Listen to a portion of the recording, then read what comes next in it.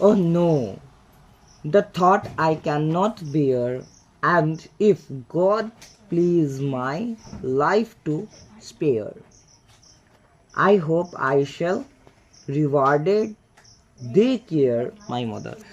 ओहो, कहने का मतलब क्या है? ओहो, मैंने तो ये सोचा ही नहीं, मैंने तो ये सोचा ही नहीं, ठीक है। और ना मैं सोच सकता हूँ कि गॉड ने मुझे स्पेशल गिफ्ट दिया। भगवान जो है वो हर एक इंसान को एक स्पेशल गिफ्ट दिए और एक ऐसा संपत्ति दे दिए जो हमेशा उसका देखभाल करेगा।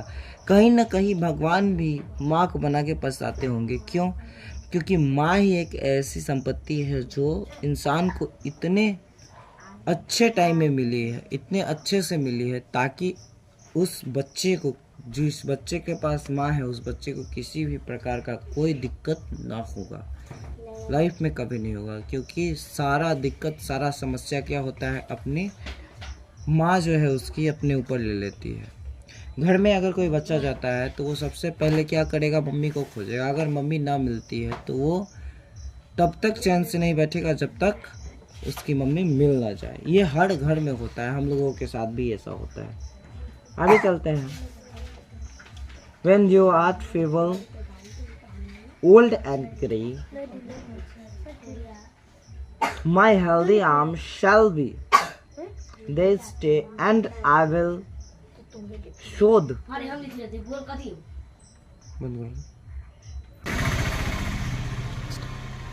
कहाँ पे थे रहेंगे?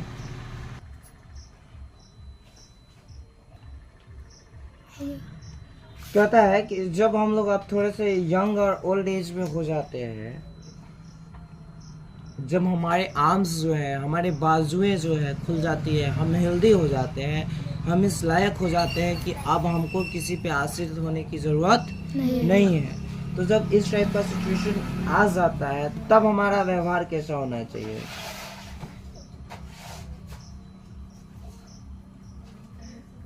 तो जब भी हम बड़े हो जाते हैं तो हमको एक चीज़ हमेशा याद रखना चाहिए कि वो माँ बाप ही हैं जिनके बदौलत आज हम इतने बड़े हो गए हैं। अगर वो माँ बाप नहीं रहते तो आज हमको पता नहीं, हम बचपन में ही चल बसे होते। क्यों?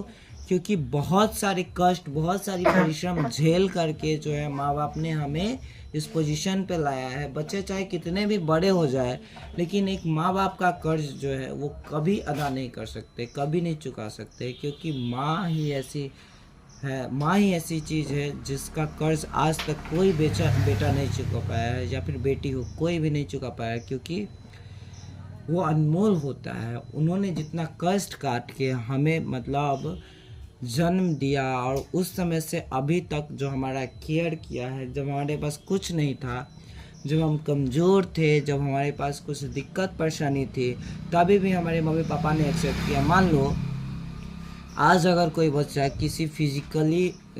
किसी तरह से फिजिकली अगर वो लोग ख़राब हो जाए, ठीक है, किसी का हाथ ना हो, पैर ना हो, आँख ना हो, कान ना हो, नाक ना हो, अगर ऐसा कुछ होता है तो क्या कोई और उसको एक्सेप्ट करेगा? कभी नहीं करेगा। उसको कौन एक्सेप्ट करेगा? लेकिन उसके माँ बाप जो है ये सब चीज़ को बिना देखते हुए उसको एकदम अपने लाड प्यार से एकदम एक्सेप्ट करते हैं उसको, कि नहीं ये मेरा बच्चा है और ये सबसे अच्छा है। आपके माँ बाप ही आपको बोल सकते हैं कि आप दुनिया में सबसे अच्छे हैं, उसके अलावा कोई नहीं बोल सकता। चाहे आप में कितनी भी कमियां क्यों ना हो, लेकिन आपके मम्मी पापा ही आपको क्या बोलेंगे कि आप सबसे अच्छे हो दुनिया में। तो इतना अंधा प्यार जो होता है वो सिर्फ माँ और पापा ही कर सकते हैं। और उसके बाद आपके लिए भला, बच्चे याद रखिएगा, आपके लिए हमेशा भला कौन सोचेगा? 3 लोग सोचेगा। एक तो मम्मी हो गई, दूसरे पापा, और तीसरे शिक्षक। इसके अलावा दुनिया में कोई भी व्यक्ति है जो आपके बारे में अच्छा कभी सोच नहीं सकता। हो सकता है कि कोई अच्छा सोचेगा, किसी मतलब के लिए सोचेगा, लेकिन सेल्फिश ना हो करके, सेल्फलेस हो करके, एकदम से बिना कोई मतलब से आपको एकदम अपना कौन मान सकता है? बस यही 3 लोग मान सकते हैं। यही 3 लोग हमेशा चाहते हैं कि आप इन तीनों से ज़्यादा ग्रो करिए, इन तीनों से ज़्यादा बढ़िए। लेकिन कोई और यही चाहेगा कि आप बढ़िए आगे, लेकिन इतना ना बढ़ जाइए कि उससे ज़्यादा बढ़ जाइए। ठीक है, तो ये चैप्टर आपका ख़त्म होता है। ये चैप्टर को लिखा किसने था? Elon Taylor. एलन टेलर ने इस चैप्टर्स को लिखा था। थोड़ा सा हम लोग वर्ड मीनिंग पे फोकस करते हैं, ठीक है। पहला वर्ड है आपका वाज्ड। वाज्ड का मतलब क्या होता है? निहारती थी, किसी भी चीज़ को देखना। जैसे कि मान लो आप लोग टीवी सीरियल ये सब देखते हैं तो वहाँ पर भी वॉचेस का यूज़ होता है, लेकिन यहाँ पे बात माँ की हो रही है। माँ चुप चुप के क्या करती थी? बच्चे को देखती थी, निहारती थी। अगर बच्चा सोया है तो उसको बहुत प्यार से गौर से उसको देखती थी, ठीक है। तो वैसे फीलिंग्स को हम यहाँ पे निहारती थी के नाम से जानते हैं। इनफैक्ट बच्चा शिशु मतलब जो छोटा सा बच्चा होता है, जो पालने में खेलने वाला बच्चा होता है, ठीक है। छोटे से बच्चे को हम इन्फेंट बोल देते हैं। अगला वर्ड है हमारा क्रैडल। क्रैडल का मतलब होता है पालना, जिसको झूला बोलते हैं, ठीक है।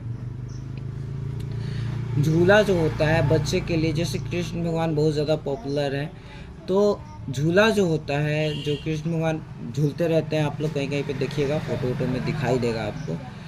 तो क्रेडल का मतलब क्या होता है? पालना, जिस झूले में बच्चों को रख के झुला दिया जाता है ताकि वो खेलते रहें।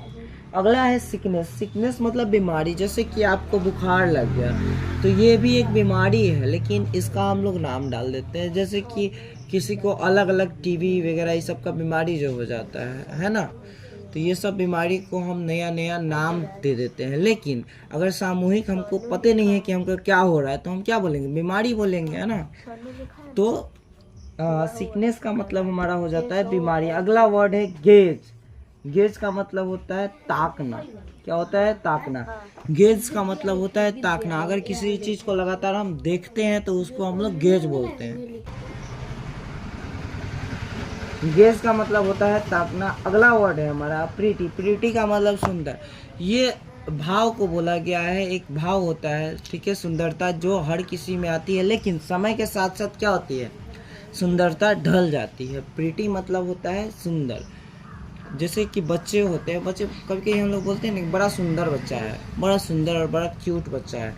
तो सुंदर को इंग्लिश में हम लोग बोलते हैं प्रिटी। आज से आप लोग भी यूज़ कर सकते हैं। कोई भी होगा तो उसको बोलिएगा यू आर लुकिंग प्रिटी, आप सुंदर दिख रहे हैं। अगला है सीज। सीज का मतलब है बंद होना।